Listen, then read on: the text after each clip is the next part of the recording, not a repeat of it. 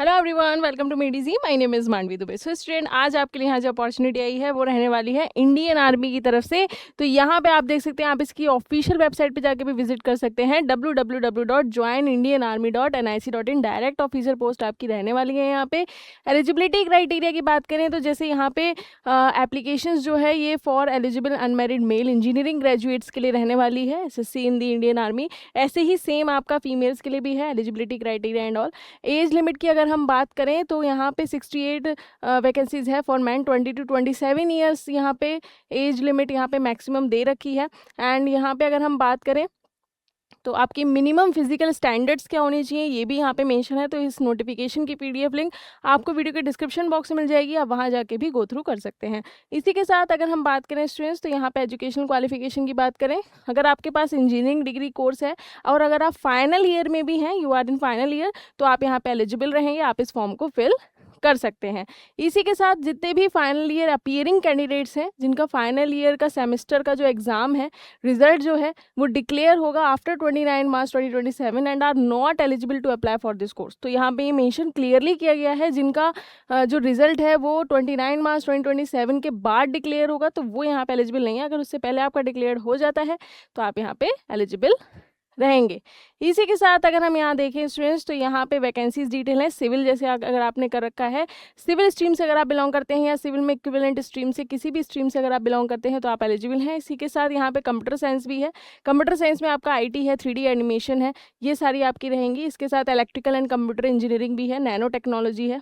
इसी के साथ computer science and engineering, artificial intelligence, information technology, software engineering, किसी भी स्ट्रीम से अगर आपने अपना इंजीनियरिंग कंप्लीट कर रखी है या फाइनल ईयर में है तो आप यहाँ पे एलिजिबल रहेंगे। इसी के साथ इलेक्ट्रिकल इंजीनियरिंग है, इलेक्ट्रॉनिक्स एंड कम्युनिकेशन इंजीनियरिंग, यहाँ पे एलिजिबल रहेंगे।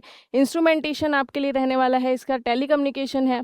मैकेनिकल इंजीनियरिंग में भी आपकी काफ़ी सारी स्ट्रीम्स अवेलेबल हैं, ऑटोमोबाइल है, इंडस्ट्रियल है। तो यहाँ पे काफ़ी सारे यहाँ पे ब्रांचेस आपको देखने को मिल रही हैं।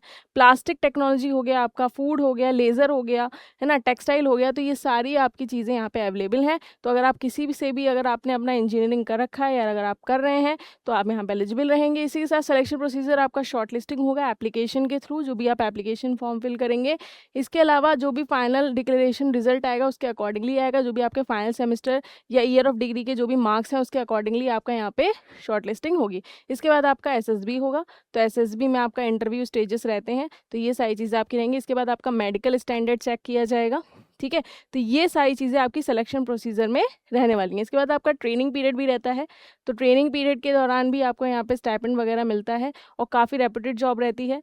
सैलरी पैकेजेस एंड आपके अलाउंसेस, बेनिफिट्स ये काफ़ी अच्छे रहते हैं। तो सबसे पहले अगर आप यहाँ पे पोस्टेड होते हैं तो वो आप होते हैं लेफ्टिनेंट की पोजीशन पे, उसके बाद कैप्टन, कर्नल, मेजर, ऐसे ही आपकी रैंक जो है वो प्रमोशन होता रहता है। लेफ्टिनेंट की पोस्ट पे अगर आप यहाँ पे पोजीशन लेंगे तो लेवल 10 आपका रहेगा और आपका जो पे स्केल रहेगा वो 56,100 से 1,77,500 का पे स्लैब आपका रहेगा। ऐसे ही आप देखते हैं कैप्टन, मेजर, लेफ्टिनेंट, कर्नल, सबसे लास्ट यहाँ पे COS में आप प्रमोट होते हैं लेवल 18 और 2,50,000 फिक्स्ड आपका हो जाता है। इसी के साथ MSP भी आपको प्रोवाइड किया जाता है, मिलिट्री सर्विस पे, जिसमें आपको 15,500 पर मंथ फिक्स्ड आपको मिलता है और ट्रेनिंग के दौरान भी फिक्स्ड स्टाइपेंड आपको 56,100 पर मंथ आपको यहाँ पे मिलता है। तो काफ़ी अच्छे यहाँ पे बेनिफिट्स आपको प्रोवाइड किए जाते हैं।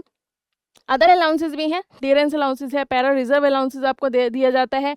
टेक्निकल अलाउंस है Tier 1 3,000 पर मंथ का, टेक्निकल अलाउंस Tier 2 भी है 4,500 पर मंथ का। तो ये सारी चीज़ें आपको प्रोवाइड की जाती हैं यहाँ पे। और यहाँ पे चीज़ें मेंशन जैसे ट्रांसपोर्ट अलाउंसेस भी आपको दिए जाते हैं, ठीक है। अगर आप अदर प्लेसेस पे रहते हैं जैसे कोई हिली एरियाज़ या कोई रिमोट एरियाज़ में रहते हैं तो उसका अलग रहता है। हॉस्टल सब्सिडी भी आपको यहाँ प्रोवाइड की जाती है। तो बेनिफिट्स इसमें काफ़ी हैं। आप इसकी ऑफिशियल वेबसाइट जाके विजिट करके अपने एप्लीकेशन फॉर्म को फिल कर सकते हैं। लिंक आपको वीडियो के डिस्क्रिप्शन बॉक्स में मिल जाएगी। होप सो स्टूडेंट ये इन्फॉर्मेशन आपके लिए काफ़ी ज़्यादा बेनिफिशियल रही होगी। और if you have any other doubt please do comment in the comment box. Thank you so much, take care, stay tuned.